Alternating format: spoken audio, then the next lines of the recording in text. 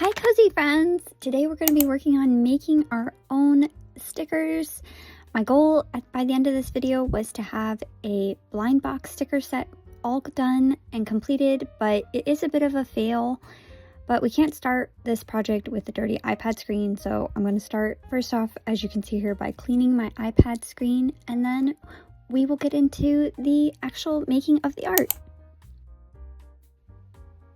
So actually, when I started this project, I wasn't planning on filming it at all because I didn't think it was going to turn out as well as it was or ended up turning out. So that is why you already saw me have a picture of a lion done. And then, as always, I like to draw traditionally best because in part because I don't carry around my iPad with me. And I do always have a sketchbook on me, so I enjoy still just drawing and sketching with pencil and paper. But when I want to take my art into Procreate and recreate it digitally, I just take a picture of it with my iPad camera and then upload that image into Procreate.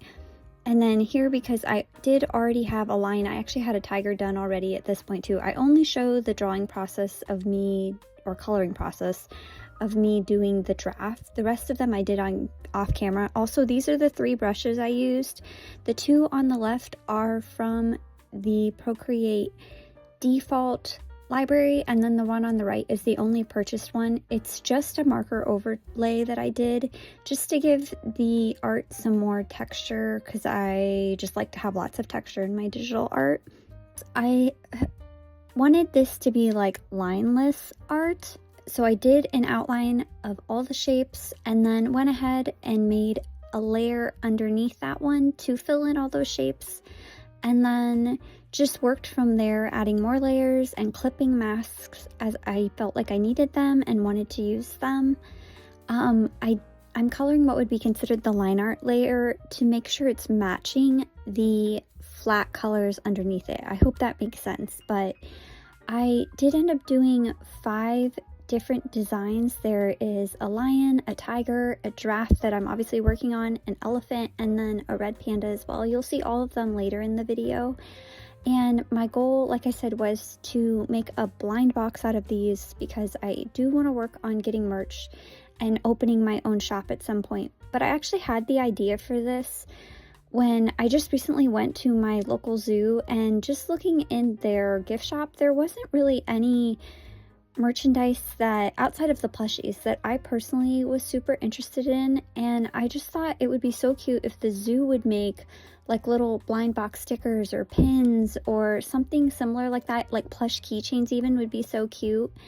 And so in thinking about that and just kind of having that idea in my head, I was just like, well, I should just design some of like that for fun. And then, like I said, these ended up turning out better than what I was planning on them turning out, so I was like, maybe I should use these and make them for a shop, since I already wanted to open up a shop at some point anyway. And my mom recommended that I film this and use it for my YouTube channel as well. So I'm sorry this wasn't the video that I was planning on doing this week, but we will do the Kingdom Hearts video very soon, I promise. What I was trying to say earlier was when I did the lion and the tiger before I started filming, I just made sure that the Explorer outfit was on a separate layer, so that way I could save it with a transparent background and then just import it into each one of the other animals and use it instead of redrawing it 5 times, because that seems silly. And then I also wanted them all to be in the same pose, so I just used the lion and the tiger with the opacity really turned down as a reference. I had just drawn like all of their heads and tails and then just cut them out of the image I took of that sketch page and then drew over top of them, used them as a guideline, just like you would if you were doing it directly in Procreate. You can't really see it later in the video, I don't really emphasize it, but this little lantern has little ladybugs up on the top, and I just was really happy with like adding fun little small details to each one of the stickers. And I've been working for so long trying to find a style digitally I really liked, so I was really happy with how these turned out.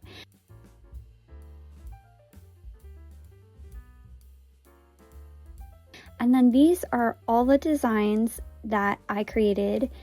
So after I was done with them all, I went ahead and saved each one of them as a PNG and just saved them to my images. I also will show, this is the box I designed. So that was the front of the box. That was the back of the box. So the red panda is the mystery one. Don't tell anybody.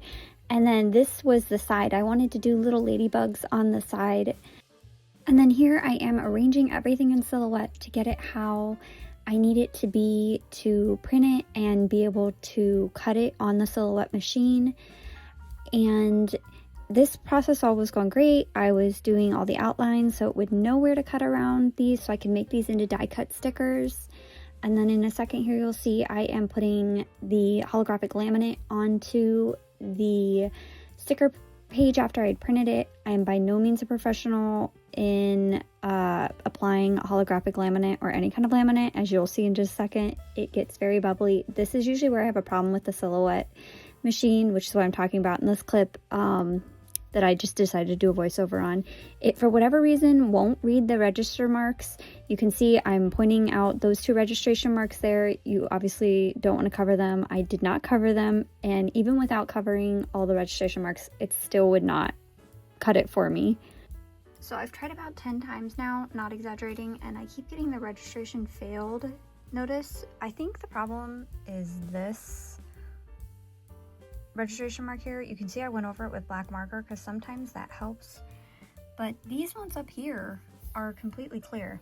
So I guess we're gonna go to our plan B, which is just to cut these out with a good old paper cutter and round the edges. I have a punch that'll round the edges, and we'll round the edges. Not as exciting. I had wanted to die cut all of these out and make them into stickers as well, and I don't think we're gonna be able to get that to work, which is kind of disappointing. But at least we will get these stickers still made. So I went ahead and cut all these out. They did not turn out as nice as what they would have if the Silhouette machine would have cut them, and I definitely can't sell these particular ones because they're a little rough. So this was definitely kind of a fail, but it is sort of the reality of trying to open your own shop and run a small business without outsourcing any of your products. Also, I want to say real quick, I have a link to my Pinterest account on my channel page. Do go check that out because I am planning on posting more art there. Thank you so much for watching. I'll see you in the next one. Remember to be kind and stay cozy. Bye!